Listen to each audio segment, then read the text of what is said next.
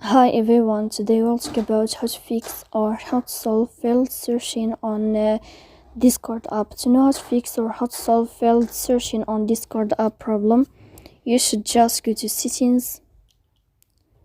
After that, you can click on apps, default apps, app settings. Then this list, you will enter to the window or to the app of Discord and you can click. After that, you can click on first stop and you can click OK. Here we'll enter to the window of storage. Then you can click clear cache. Don't click clear data because that can cause you errors or can delete your account. In the end, you can turn off your phone and you can wait a moment to turn on your phone again. So please don't forget to support us by like and subscribe. See you next time in another video, and thank you for your attention and your watching.